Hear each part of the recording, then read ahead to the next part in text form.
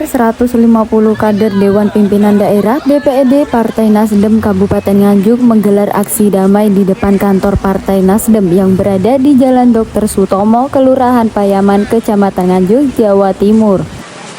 Dalam aksi tersebut, para kader menuntut majalah Tempo untuk menyampaikan permintaan maaf secara terbuka atas pemberitaan yang dinilai merugikan Ketua Umum Partai Nasdem, Surya Paloh. Melalui orasi yang disampaikan, masa aksi mengajukan 3 tuntutan utama, yakni permintaan maaf majalah Tempo secara terbuka, klarifikasi resmi atas pemberitaan yang dianggap tidak akurat, serta komitmen untuk menjaga etika dan akurasi dalam produk jurnalistik. Ketua DPD Partai Nasdem Nganjuk, Ratna Wulandari, menyatakan bahwa aksi ini merupakan bagian dari gerakan serentak kader Partai Nasdem sebagai respon atas pemberitaan yang dinilai merugikan partai. Pemberitaan itu merupakan framing yang menyesatkan dan menginjak harga diri partai. Ini adalah kegiatan aksi kami dari Partai Nasdem yang kita laksanakan serentak di Jawa Timur pada hari ini untuk mengaspirasi teman-teman dari DPC dan pengurus-pengurus partai serta kader-kader Partai Nasdem bahwa kami tidak menerima adanya pemberitaan yang diberitakan oleh majalah Tempo yang bagi kami itu adalah framing yang menyesatkan yang sudah menginjak-injak marwah partai kami. Jadi kegiatan hari ini dilakukan teman-teman dari kader Partai Nasdem untuk menuntut permintaan maaf terbuka dari majalah Tempo kepada kami Partai Nasdem, juga kepada Ketua Umum kami Bapak Surya Paloh atas penghinaan yang dilakukan terhadap partai kami. Secara detail mungkin penghinaannya bagaimana ini? Jadi dengan adanya pemberitaan bahwa Partai Nasdem adalah partai diberitakan dengan Nasdem TBK, bagi kami itu, jadi Nasdem ini bukan partai yang berbisnis, kami ini adalah gerakan perubahan.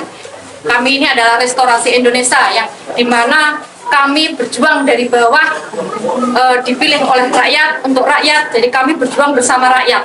Jadi partai kami bukan partai untuk berbisnis seperti itu. Apakah hanya permintaan maaf saja, bukankah di dalam pemberitaan kalau terjadi sengketa informasi mengajukan ke Dewan Pers ada?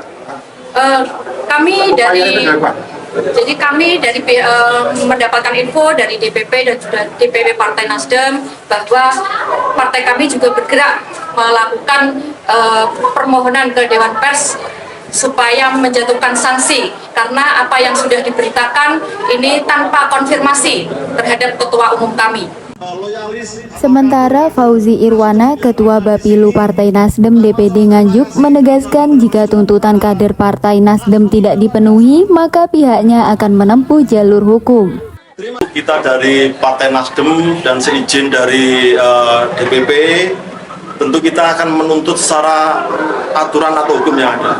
Karena tuntutan kita sebenarnya sama, disampaikan kakak ketua tadi, bahwa kita selalu menjunjung tinggi ketika pers menyampaikan pendapat, menyampaikan pemberitaan, tapi harus berimbang, harus beretika, harus ada konfirmasi dulu dari pihak-pihak yang diberitakan.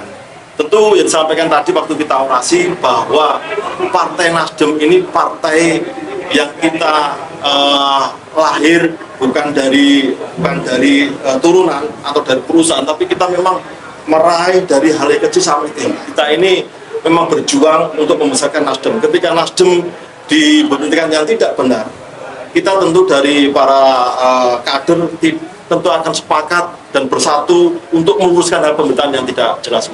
Pak, imbas dari pemberitaan Tempo ini, apakah nanti akan berakibat turunnya perolehan Nasdem dengan itu? Insya Allah dengan adanya imbas tidak akan berturun untuk kegiatan berturunnya kursi di Nasdem. Insya Allah kita akan berjuang terus dengan kader-kader terbaik kita. Insya Allah kita harus sesuai target kita, harus bisa menjadi naik lagi Insya Allah 7 atau 6 kursi untuk Pilkada 2029. Optimis Pak Bayu ya? Sangat optimis. Tapi sebenarnya informasi yang disampaikan Tempo itu kan Nasdem mau dijadikan satu dengan Gerindra. Yang benar itu seperti apa? Apakah itu ada gitu loh? Sudah ada omongan atau gimana gitu? Itu hal yang tidak mungkin.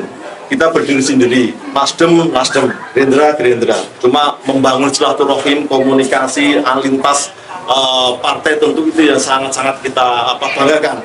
ketika kita bersama-sama untuk membangun negeri Indonesia yang sangat kita cintai ini dengan situasi yang damai.